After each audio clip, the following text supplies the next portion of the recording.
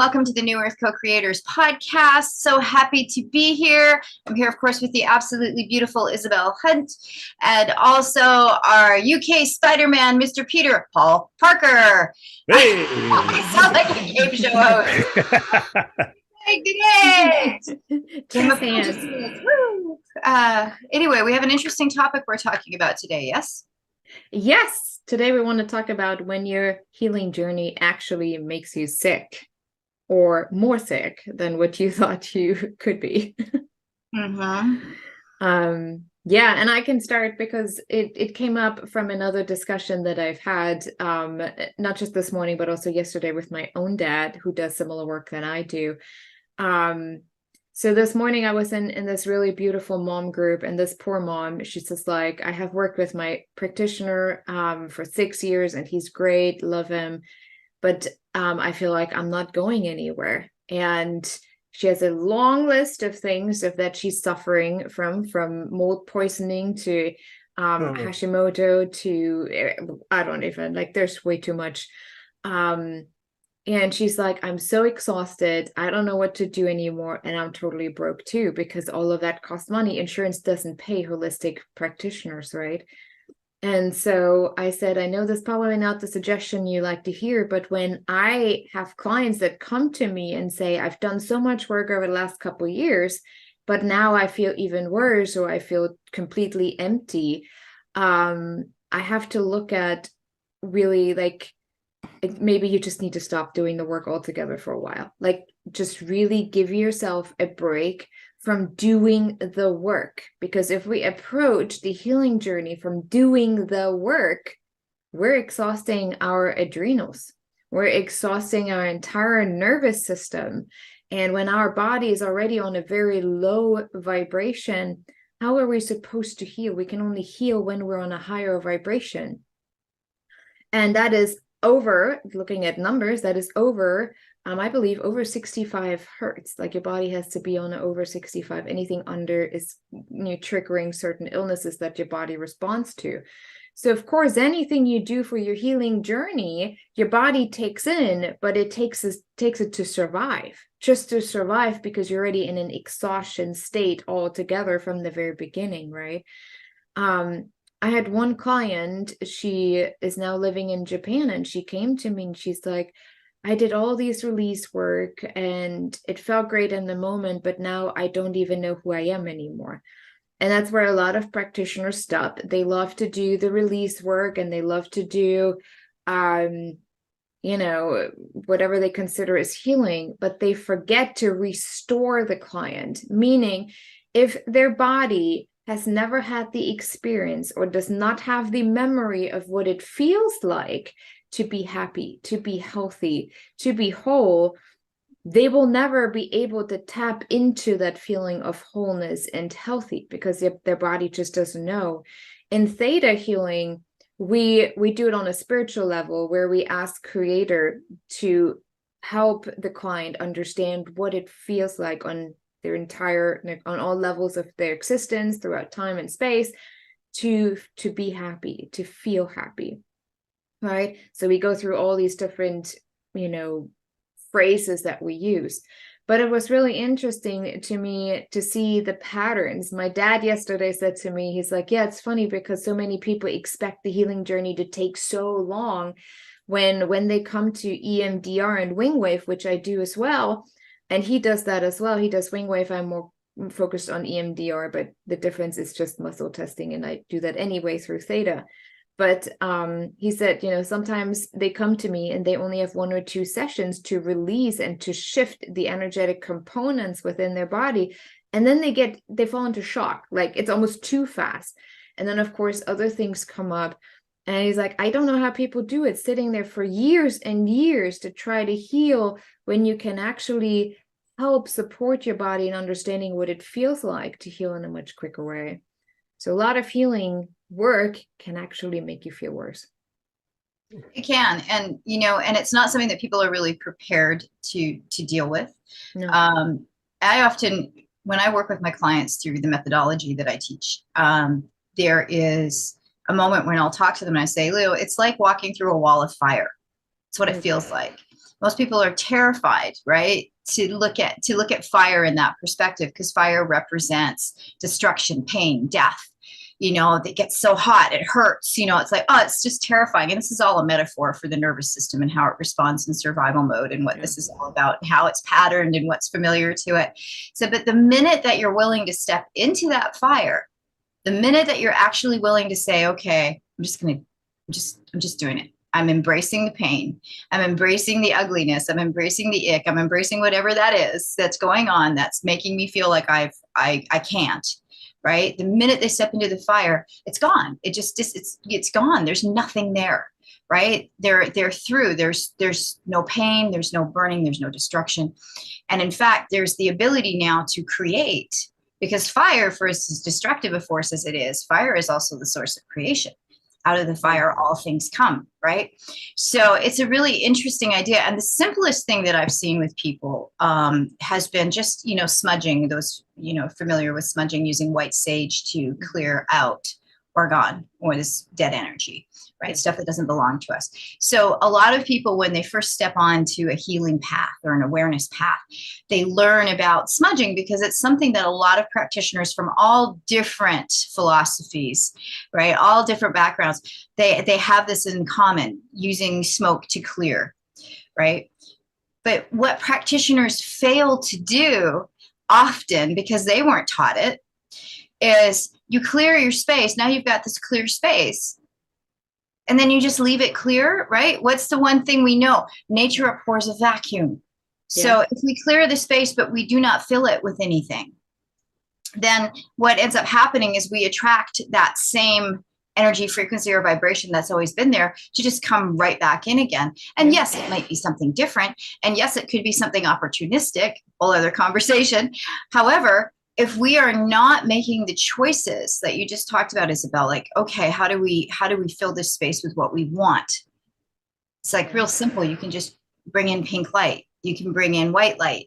You can bring in love. You can bring in peace. You can bring in anything you want. But once you've cleared that space with that sage, that's your next step, is to really just bring the energy in, however you do it, just even through just opening up your hand and holding your hand out and the energy flow through. You've got to fill that space in order for it to actually hold a different frequency or vibration. Yeah, and it's always the release, call in, release, right, call release, in. Yeah. And I'm sure, Peter, that you deal with a similar thing with people in learning how to connect to themselves physically and what that looks like, because most people disconnect from their physical body for numerous reasons. One of the number one reasons, right? People take a pill. They don't feel, they don't want to feel. They don't want to feel the pain. They don't want to feel the ache. They don't want to feel the lack of flexibility. So they take medication because that's what we've been taught to do, right? We all live in first world countries where medication is the go-to, right? And it completely blocks out their connection to the actual healing that they're capable of. Yeah, I totally agree with you. And I would say that, spoken like a Ki Gong master, we say water up, fire down, water up, fire down. Yeah. So the reason the water goes up is the feminine energy coming up the back to cool the brain, to make the brain work properly. And the fire down is the fire coming down into your lower abdomen, which is your creativity, your passion, your power. It's all about the fire. And the fire is cleansing and the water is nurturing. So it's the male, female, yin and yang running around the body. And I've found through my work with the dream method, people are either like a diamond, where i.e. their heart chakra is completely out of control and they're trying to be empathetic with everybody, and that just doesn't work. Or they're an upside down pyramid, i.e. all the energy's up the top, so the fire's going up rather than down and the water's going down rather than up, so they're all messed up. And it usually comes from a childhood trauma. It could be as something like somebody's forgot their daughter's birthday, the father forgot the birthday, which has been one of my clients, and that has upset her all the way through her life. Or there was somebody else who was changed, which happened to me, a year at school, had to go back forward a year at school, so therefore she didn't know any of the curriculum at that point, and so therefore that caused her feelings of being stupid. So she's always going back to that point and being triggered from that point and reacting to life from that point, and never really gone back to that little girl. And when she gets back to that little girl, she's scared of coming back out and filling the space with the energy of that little girl, because you think she's going to be taken advantage of again, and the men are going to be around predatoring her again, because that's what they've been doing all her life, making her look like stupid and using and abusing her good nature, basically. So it's that whole thing of coming back to the body. The body is so important in this physical domain. And that's what I loved about the teachings that I was getting, because I was getting all this lovely, beautiful, esoteric Tao philosophies. And I'm going, well, yeah, because I'm real conceptual. I'm not so good at the sort of tangible outcomes. I was really conceptual. So I was getting all of that, but I'm thinking, well, how does this work? How does this work? How does this work? And then as soon as it came back to the body, you go, oh, now I get all of that. I get all of it now. And it all makes it feel sense to be a human being. Because before that, I was like looking into a big blue cloud and going, what the heck am I doing here? It's like so hard. And I get why people go through that healing crisis, as it were, because people are cherry picking things and not really understanding what's happening. So I think it really has to be, healers really need to be deeper with their healing in the respect that use the body. And when the body needs to stop, it's like Deborah said it a few weeks ago to me. It says, well, I've just had to listen to my body this week. And I'm going, great. How many people say that? Not many people I know say that, really. And I think that's important, to listen to your body, like you were saying, Isabel. Stop everything and be yourself. Just be. And I think that's so important, because everybody's getting exhausted because the information coming at us. Is the world going to end? Is Velikovsky's predictions right? Is the banking crash going to happen? Is there going to be food starvations? We are being hit by so much stressful stuff. And if there's uncertainty in your life, that will trigger your childhood trauma, without a doubt. So all this trauma is coming to a surface now. I think we are lifting the veil of what we are as human beings and seeing what terrible position that we could be perceived to be in. But actually, it's quite easy to heal it. But we need to have the right tools, I feel. And it takes a bit of time, but not that long. I agree with Isabel. I don't think it takes that long. It shouldn't take a lifetime. If you're taking too long with your healing, I think you're with There's the wrong something person. else going on. Yeah, you need to ask different questions. Yeah. One thing, especially when head, right. Most when people intellectually, they go through this whole process intellectually. Yes. But they don't understand that there's emotional and physical, spiritual. There's all of these realms that we live in and all of these dimensions that we live in. So they do all this intellectualization, which, with all due respect to therapists, I've had many years ago, I've had a couple of very incredible, and now I admit they were out of the box thinkers, therapists that helped me through a couple of things that I really, truly needed. So all due respect to therapists, given there is also this sort of thing where they get in this intellectual loop and they go every week for years and years and years having the same conversation, which admittedly helps them, I think, cope day to day because they talk it out, but it never brings them through to the other side. No. And it's like, well, that's got it.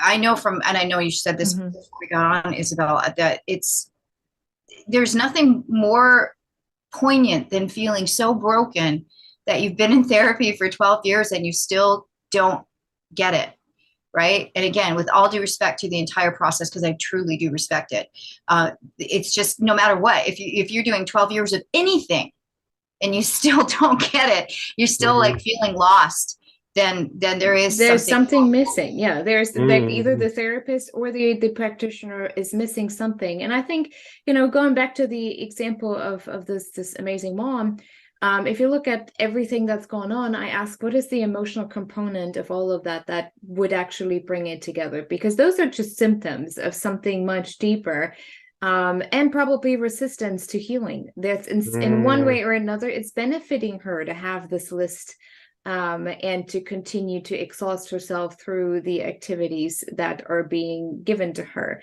EMDR, it's the same thing. I talked to my dad a long time last night, and we were talking EMDR and wingwave, and it was really good conversation. And when we understand how the body works on an energetic level, just like you said, we can actually move things much faster. And sometimes it takes only 1 or 2 sessions to actually get to the point of it But you have to be good at it as a practitioner to really get to the understanding. It's not just the obvious, it's so much more underneath that. You know, all of, like, if you have a list of illnesses and you have done all this work from, you know, supplements to medications to emotional work, you have to ask yourself, what is the negative connotation that you believe about yourself to be true, that resonates with you not being capable of healing? Yeah. So I call that the foundational lie within my practice. Exactly. Yeah. In EMDR, we call it negative cognition. And then you move through this. For those who are more aware and have done a lot of work, what I can suggest is, we call it the butterfly effect. Kind of like, I think they call it different, not effect, but something with butterfly. I teach it to the kids. So you just use your hands like this, like a butterfly, right? I keep moving. The camera is messing me up. And you put it over your chest right here. And then I'm looking in my camera. We were talking about this earlier. I'm looking in the camera. I'm like, which side do I have to go up and down? But what helps is, you know how we have the left and the right hemisphere, brain hemisphere, as well as the energetic components. The left is actually connected to the right side of your body. The right side is actually connected to your left side. And so what we do here, especially with breathing, if you realize you're breathing really heavy and hard, you can do 1, 2, and go with your breathing, and then start to really consciously go lower, slower and slower and slower. So you're activating both sides of your energetic being, of your physical body as well as your energetic body, to be reconnected again. Similar to the exercise you gave us, Peter, right? To reconnect to your body, that actually initiates the healing process. Because often we feel like the healing has to happen kind of outside of us. Like, I have to take supplements, I have to take medications, I have to do this exercise, I have to do that. When it is really the reconnection, the initiation with your body again. So for people who are listening and not seeing this, it's like, what are you talking about? Oh, yeah, sorry. Thumbs sort of threaded around each other in our palms. I guess what is there, a right over left or left over right? No, either way works. It's just that it's like a butterfly movement. A butterfly, yeah. Fingers are flayed, and then they're across the chest. So you're going right across your chest. And when you breathe in, is there a right or left to that either, or does it matter? No, you just do one or the other. You tap. You basically lift up. You can even sway with it as well if you want to. I do that with kids, because as soon as you realize your negative cognition, like let's say a statement of, I don't know how to heal, I feel helpless, I'm hopeless. Those are the negative connotations. And you keep working through this. With EMDR, we can actually work through it with the eye movement as well as with that. With kids, I do it with that. And then I have them find the positive cognition. What is it that you actually want to believe? And you keep that in your mind and you slowly work through it. And we have a scale system where on a scale 1 to 10 or 1 to 7, depending on which scale you use, how much do you feel you're still connected to the negative cognition? And then, you know, when you go through it, how much more do you feel connected to the positive cognition? It's very simple, actually. And if people are already aware of where they're at, they can use that even on themselves to an extent without fooling themselves. Because a lot of people, you know, fool themselves pretty well when it comes to, I can do it myself, I can do this. Well, everybody tries to be the independent warrior, right? Everybody does. Like I talk, oh yeah, you know, I've done workshops, I've done speaking and stuff, and the premise of just like I've had conversations with people where we've done one session, they're like, oh, I get it, right? It's like, wow, how did I exist this way for 50 something years? And suddenly it's like, that made total sense. Now I understand why all these things happened, you know, and it like happened in 30 minutes. How did that take place? And they're like, okay, I'm going to go work on that. And I'm like, and they don't really realize, like, and it's not, and I get what you're saying. Yes, they're really good at fooling themselves into thinking that they know. It's also the intellect that's taking over. It's the intellect, the brain, but it's also the survival impulse, right? The way the neurons wire and fire that start convincing them of certain things. And That's the thing where people don't realize this is why we're interdependent. You know, we need each other, because if you're all floating in the beautiful blue Caribbean Sea, then you can see down, I don't know how many feet, and you're having great fun and you're enjoying, and you want me to dive in. But every time I try to dive in, I see a great big white shark waiting for me, right? You know, I'm never going to get past that great white shark, because nobody in their right mind, literally, is going to jump into the jaws of a great white shark, right? It's just not going to happen, even though they can see everybody else out there. And honestly, if there was some great white swimming around, most people would be on the boat. You know, nobody's really out there going, let me test this theory. They're coming on the boat. So, you know, on some level that this is not really a truth. Yeah. But you are so caught in that survival loop. Your nervous system is so wired to keep you alive that it will literally usurp any desire, anything. It doesn't matter how badly you may want something. It doesn't matter if I'm literally on deck perishing from the heat and all I need to do is get in the water. Yeah. It won't matter. Right. And that's the thing that I think people don't really fully realize, is how well we are programmed for this, and how deep that programming goes, and how unconscious it actually is, because this is your body literally going through a pattern without any reality happening for you in your day-to-day existence. And if we don't believe that that's possible, just think about, like, when was the last time you thought, oh, is my heart beating? I better check and make sure, you know, oh, am I breathing? You know, oh, is my liver functioning, or my kidneys doing what they're doing? We don't think about any of that stuff, right? None of that. But yet we're thinking about it all the time, right? That's what I'm talking about. That's where this lives, is in that same place. Yeah. But people think it's their reality. They think that's it. This is how I am. This is dead set, rock solid, Right. me. This is it. And therefore, nothing's ever going to change that, which is why you get called woo-woo or new age, or you get sort of all these labels thrown at you, because it's so, like you say, it's so dead set in our society. This is how it is. There was a wonderful, someone was talking about the first people going over to America, and saying how the Native American Indians were such rotten parents because they didn't ever hit their children. Mm-hmm. And now when you think about that, the way that the Western people have been brought up, the Western civilization has been brought up, it's all been done on, a lot of it's done with force and hitting and getting the children into the positions where they need to be obeying what the parents are saying, no matter what the parents are like. And then you look at how the Native American culture was working. Everybody sort of found a way of contributing to the whole, and there tend to be mostly harmony before it got interfered with by outside forces. And then you look at the Western way and how we've all been sort of brought up with trauma inside of us. And it is all about, I'm starting to see with what I'm doing, most of this has got to do with trauma and the stuck cycles that we're in, thinking this is our reality, and therefore we can't budge from it. And it's getting people to actually face that and go, look, this happened to you, right? This happened to you. You're stuck in this cycle. You can change it. And they'll be going, oh, you know, how do I do that? And it's not the easiest thing in the world, but it's not the hardest thing in the world to do, I feel anyway. It's taken me many years to get to the position where now it's things just come to me almost weekly, where I go back in time and go, oh, I forgive myself for putting myself into that position. Yeah, I really do forgive myself. More natural. It's released. It's gone. It's like, a lot harder to live like that. That's what people don't realize. It's like, oh my God, I don't know if I can do that. That's frightening. That's scary. And the thing is, at least in the work that I've done over many years at this point, what I've witnessed is the trauma that we're even talking about is trauma that's like sometimes from the very day you were born.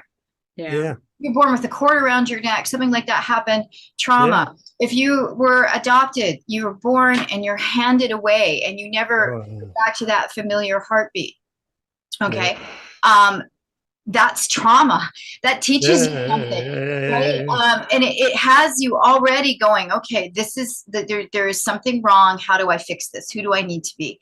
Yeah. And so most people don't realize that the trauma that we're even talking about, even though they can have horrible things happen to them as adults and teenagers, a lot of what I refer to again as the foundational lie, a lot of the root of that goes back to those situations. And, you know, I have literally talked with clients and said, would you let a 3-year-old make these decisions for you? Like, okay, we're talking finances, right? I've done a lot of work with entrepreneurs around money relationships and all that stuff. And, you know, it's all a side effect. You know, it's really not about any of that. But the side effect is when you get real with this and you actually move through it, then you have a great relationship to money. Awesome. So it's like, would you let a 3-year-old actually handle your finances? No, I would never do that. But yet that's exactly what they're doing, because it's a 3-year-old that's responding to everything and fighting for everything and pushing things away, because that 3-year-old was so damaged in that second that they made a choice that they had no other idea about, that they said, okay, this is what I've learned. Therefore, this is how life is. And the biggest clue, Peter, is you said it. This is just who I am. Yeah. Well, something I have noticed too with a lot of people is that they carry their health issues or their challenges like a badge of honor. And the worse it is, the more I'm being recognized, the more I have a story that I can share. You see it every day, right? And so that's why I always keep asking, when people are not getting better, how is it benefiting you? What do you get out of not healing? What do you get out of not wanting to heal, for your body to accept the healing? Because at some point we just have to accept it, right? And our body's like, all right, I'll do it. And that's where it's very tricky in today's world. So many coaches are out there, so many therapists, so many healers are out there. Information overload, all the things we can do on our own. And then more and more is being brought to the table, because honestly, I think what is happening now is probably bringing up more so generational trauma. Absolutely. We're repeating history on this planet right now in many dimensions, right? History's repeating. And there's a lot of individuals here. Okay, I don't know everybody's belief systems that we're talking to, but there's a lot of individuals here that have been around. This is not our first rodeo, not our first lifetime, not the first planet to go through this that some of us have been on. Okay, yes, I know I'm out there. But here we are, and all of it's being triggered. And what an incredible gift at the same time, because I have witnessed healings with individuals, and I have a weird thing with the moniker healer, because, you know, conduit, channel for healing, yes. But I have literally witnessed it clear generations, just like boom, boom, boom, boom, boom, boom, boom. All of a sudden the shifts. And I've had clients call me and go, yeah, my mom just called and said she just had this really interesting experience, or, you know, or yeah, my dad or my grandfather or my brother, or, you know, I just felt this freedom. We carry so many things from a genetic standpoint, from a soul standpoint, from past lives, from just generational drama and trauma. And, you know, when we look at where the world has been, and it's not hard to imagine if people could just set aside their no ways for a second, this can't be, and just say, what if it were possible? What if some of this, just a thread of this, could be true? If I am carrying the energy of those who have gone before me, only imagine, you know, what those connections might be. And no wonder it gets uncomfortable, and no wonder it gets ugly. Nobody wants to hear what they're actually saying to themselves. You guys know that, right? Nobody wants to hear all of right. Because then you have to actually commit.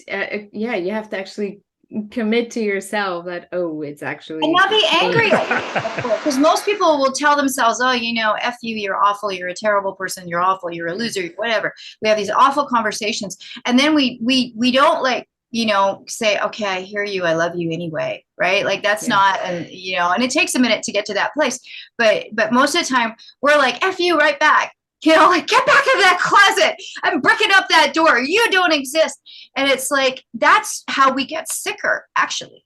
That's how we end up getting so worn out, because we do not listen to the voices in our head, to the pains in our bodies, to the sickness that can rise from our soul, because we're so disconnected. We don't listen to our hearts, right? We just listen to noise. And that's what gets us sicker. And yes, anytime you go through healing, there's going to be a moment where you have to step into that fire. There is going to be a moment when it just feels, honestly, terrifying, but it's a second. And you're doing it with somebody else, because otherwise you will run screaming back to everything that's familiar. And I'm laughing because it is kind of funny in a way, if you can see it from a perspective of like the higher consciousness and recognizing it's like, oh dear, okay, well, let's try again. It's just like let's set up another set of circumstances to see how we navigate it this time, or let's go back for another life and see if we get it. It's like just having the patience of being the most sacred, divine parent of yourself and giving yourself all the love and all the compassion that you maybe never got. Well, ever. Another question to ask yourself is, do I feel safe enough to heal? Yes. That's a very, very important question to ask every time when clients resist any sort of healing. Do you feel safe enough to actually heal? What would happen if you were completely healed from everything you have? And most of the time it comes back to, then I would have to actually do this, and then I have to do this, and I have this responsibility, and these people may not be in my life again, right?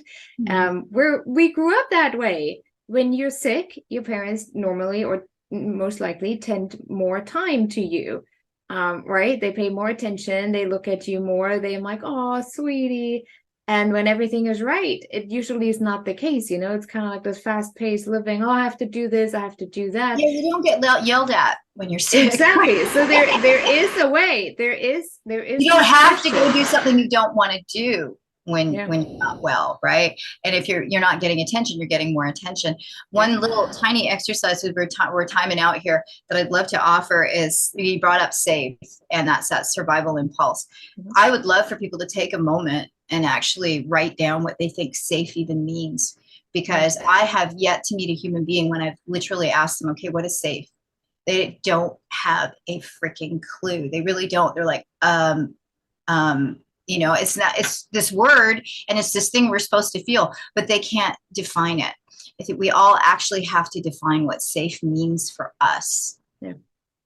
So awesome. It's a wild planet we live on. And it is a wild planet, most definitely. A wild, beautiful planet. What makes me think about the song, like a rubber band bouncing back to you, is like, because your ego doesn't want to come out of its safety blanket, its safety place. It never does.